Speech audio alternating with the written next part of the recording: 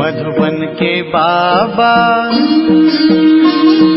मधुबन के बाबा मुरली वाले, आपका क्या कहना, आपका क्या कहना। ओम शांति। 20 मई 2025 बाबा के महावाक्य। मीठे बच्चे, बाबा आया है तुम बच्चों को अविनाशी कमाई कराने। अभी तुम ज्ञान रत्नों की जितनी कमाई करने चाहो कर सकते हो। प्रश्न, आसुरी संस्कारों को बदलकर दैवी संस्कार बनाने के लिए कौन सा विशेष पुरुषार्थ चाहिए? उत्तर, संस्कारों को बदलने के लिए जितना हो सके देही अभिमानी रहने का अभ्यास करो। देह अभिमान में आने से ही आसुरी संस्कार बनते हैं। बाप आसुरी संस्कारों को दैवी संस्कार बनाने के लिए आए हैं। पुरुषार्थ करो, पहले मैं देही आत्मा हूँ, पीछे यह शरीर है। गीत। तूने रात गवाई सो के। ओम शांति। यह गीत तो बच्चों ने बहुत बार सुने हैं। रूहानी बच्चों प्रति रूहानी बाप सावधानी देते रहते हैं कि यह समय खोने का नहीं है। यह समय बहुत भारी कमाई करने का है। कमाई कराने के लिए ही बाप आया हुआ है। कमाई भी अताह है। जिसको जितनी कमाई करनी हो उतनी कर सकते हैं। यह है अविनाशी ज्ञान रत्नों से झोली भरने की कमाई। यह है भविष्य के लिए। वह है भक्ति, यह है ज्ञान। मनुष्य यह नहीं जानते हैं कि भक्ति तब शुरू होती है जब रावण राज्य शुरू होता है। फिर ज्ञान तब शुरू होता है जब बाप आकर राम राज्य स्थापन करते हैं। ज्ञान है ही नई दुनिया के लिए, भक्ति है पुरानी दुनिया के लिए। अब बाप कहते हैं पहले तो अपने को देही आत्मा समझना है। तुम बच्चों की बुद्धि में है। हम पहले आत्मा है, पीछे शरीर है। परंतु ड्रामा प्लान अनुसार मनुष्य सब रॉन्ग हो गए हैं। इसलिए उल्टा समझ लिया है कि पहले हम देह हैं, फिर देही हैं। बाप कहते हैं यह तो विनाशी है, इसको तुम लेते और छोड़ते हो। संस्कार आत्मा में रहते हैं। देह अभिमान में आने से संस्कार आसुरी बन जाते हैं। फिर आसुरी संस्कारों को दैवी बनाने के लिए बाप को आना पड़ता है। यह सारी रचना उस एक रचता बाप की ही है। उनको सब फादर कहते हैं। जैसे लौकिक बाप को भी फादर ही कहा जाता है। बाबा और मम्मा यह दोनों अक्षर बहुत मीठे हैं। रचता तो बाप को ही कहेंगे। वह पहले माँ को अडॉप्ट करते हैं, फिर रचना रचते हैं। बेहद का बाप भी कहते हैं कि मैं आकर इनमें प्रवेश करता हूँ। इनका नाम बाला है। कहते भी हैं भागीरथ। मनुष्य का ही चित्र दिखाते हैं, कोई बैल आदि नहीं है। भागीरथ मनुष्य का तन है। बाप ही आकर बच्चों को अपना परिचय देते हैं। तुम हमेशा कहो हम बाप दादा के पास जाते हैं। सिर्फ बाप कहेंगे तो वह निराकार हो जाता है। निराकार बाप के पास तो तब जा सकते जब शरीर छोड़े। ऐसे तो कोई भी जा नहीं सकते। यह नॉलेज बाप ही देते हैं। यह नॉलेज है भी बाप के पास। अविनाशी ज्ञान रत्नों का खजाना है। बाप है ज्ञान रत्नों का सागर। पानी की बात नहीं, ज्ञान रत्नों का भंडारा है। उनमें नॉलेज है। नॉलेज पानी को नहीं कहा जाता। जैसे मनुष्य को बैरिस्टर, डॉक्टरी आदि की नॉलेज होती है, यह भी नॉलेज है। इस नॉलेज के लिए ही ऋषि मुनि आदि सब कहते थे कि रचता और रचना के आदि मध्य अंत की नॉलेज हम नहीं जानते। वह तो एक रचता ही जाने। झाड़ का बीज रूप भी वही है। सृष्टि के आदि मध्य अंत का नॉलेज उसमें है। वह जब आए तब सुनाए। अभी तुमको नॉलेज मिली है तो तुम इस नॉलेज से देवता बनते हो। नॉलेज पाकर फिर प्रारब्ध पाते हो। वहां फिर इस नॉलेज की दरकार नहीं रहेगी। ऐसे नहीं कि देवताओं में यह ज्ञान नहीं है तो अज्ञानी है, नहीं, वह तो इस नॉलेज से पद प्राप्त कर लेते हैं। बाप को पुकारते ही हैं कि बाबा आओ, हम पतित से पावन कैसे बने, उसके लिए रास्ता अथवा नॉलेज बताओ, क्योंकि जानते नहीं। अभी तुम जानते हो, हम आत्माएं शांति धाम से आई हैं। वहाँ आत्माएं शांत में रहती हैं। यहाँ आए हैं पाठ बजाने। यह पुरानी दुनिया है तो जरूर नई दुनिया थी। वह कब थी, कौन राज्य करते थे, यह कोई नहीं जानते। तुमने अभी बाप द्वारा जाना है। बाप है ही ज्ञान का सागर, सद्गति दाता। उनको ही पुकारते हैं कि बाबा आकर हमारे दुख हरो, सुख शांति दो।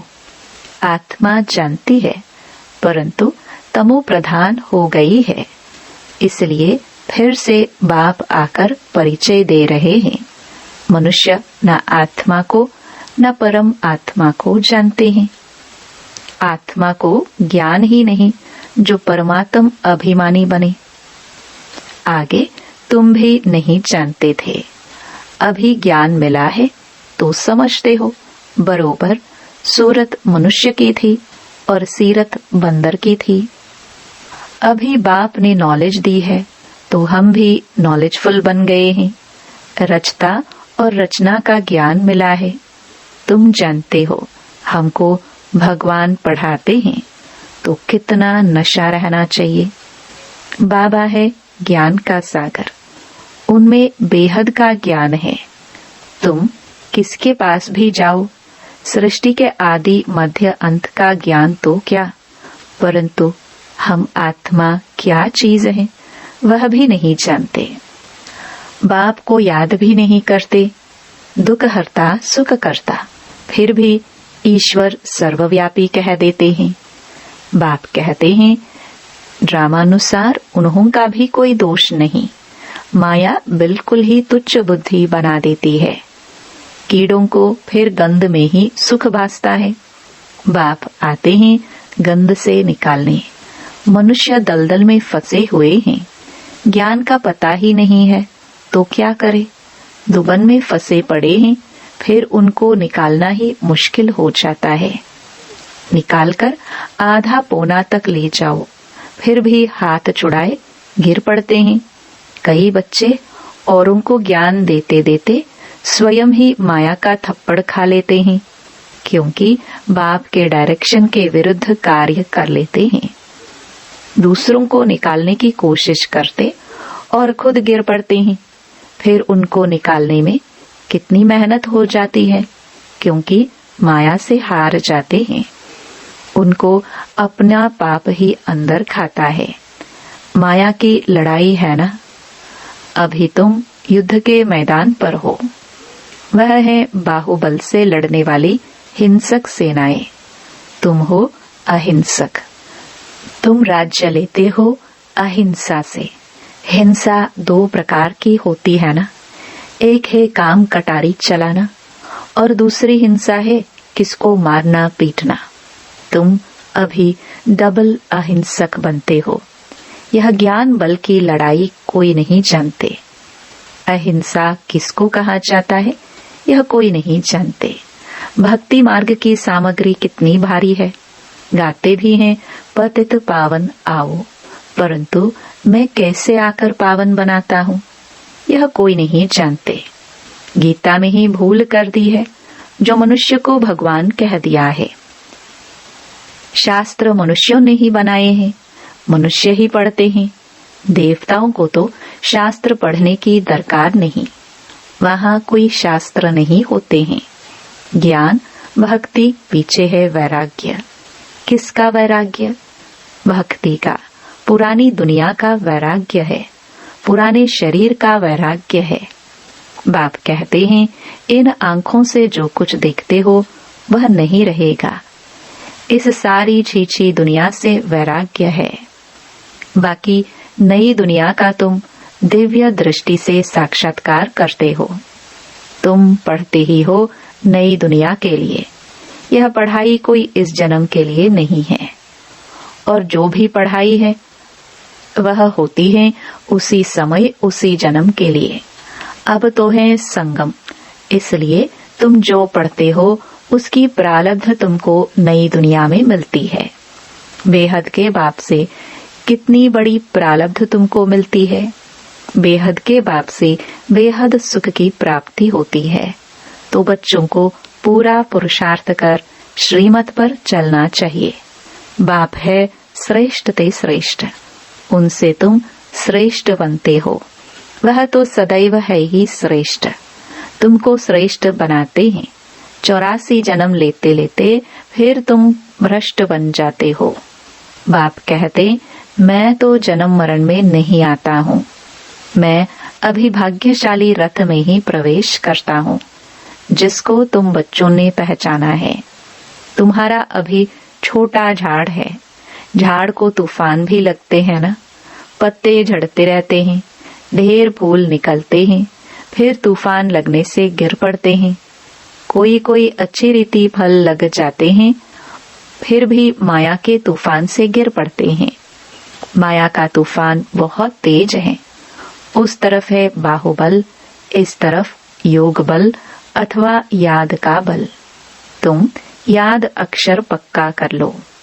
वो लोग योग योग अक्षर कहते रहते हैं, तुम्हारी है याद। चलते फिरते बाप को याद करते हो, इसको योग नहीं कहेंगे। योग अक्षर सन्यासियों का नामी ग्रामी है। अनेक प्रकार के योग सिखाते हैं। बाप कितना सहज बतलाते हैं। उठते बैठते चलते फिरते बाप को याद करो। तुम आधा कल्प के आशुक हो, मुझे याद करते आए हो। अब मैं आया हूँ। आत्मा को कोई भी नहीं जानते, इसलिए बाप आकर रियलाइज कराते हैं। यह भी समझने की बड़ी महीन बातें हैं। आत्मा अति सूक्ष्म और अविनाशी है। न आत्मा विनाश होने वाली है, न उनका पाठ विनाश हो सकता है। यह बातें मोटी बुद्धि वाले मुश्किल समझ सकते हैं। शास्त्रों में भी यह बातें नहीं हैं। तुम बच्चों को बाप को याद करने की बहुत मेहनत करनी पड़ती है। ज्ञान तो बहुत सहज है। बाकी विनाशकाले प्रीत बुद्धि और विपरीत बुद्धि, यह याद के लिए कहा जाता है। याद अच्छी है तो प्रीत बुद्धि कहा जाता है। प्रीत भी अव्यभिचारी चाहिए। अपने से पूछना है, हम बाबा को कितना याद करते हैं? यह भी समझते हैं बाबा से प्रीत रखते रखते जब कर्मातीत अवस्था होगी तब यह शरीर छूटेगा और लड़ाई लगेगी। जितना बाप से प्रीत होगी तो तमो प्रधान से सतो प्रधान बन जाएंगे। इम्तिहान तो एक ही समय होगा ना। जब पूरा समय आता है सबकी प्रीत बुद्धि हो जाती है। उस समय फिर विनाश होता है।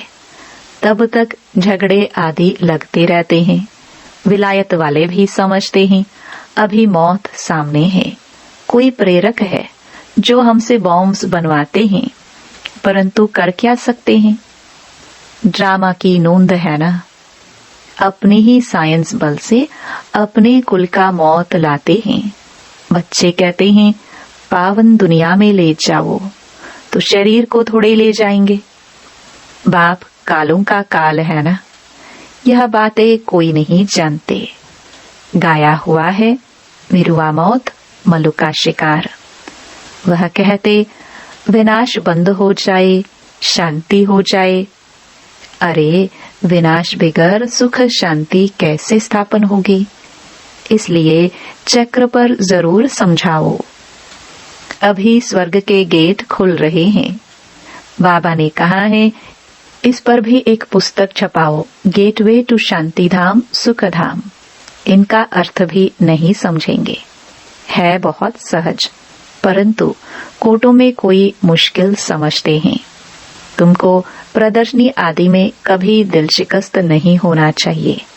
प्रजा तो बनती है ना, मंजिल बड़ी है, मेहनत लगती है। मेहनत है याद की, उसमें बहुत फेल होते हैं। याद भी अव्यभिचारी चाहिए। माया घड़ी घड़ी भुला देती है। मेहनत बिगर थोड़े कोई विश्व के मालिक बन सकते हैं। पूरा पुरुषार्थ करना चाहिए। हम सुखधाम के मालिक थे, अनेक बार चक्कर लगाया है। अब बाप को याद करना है।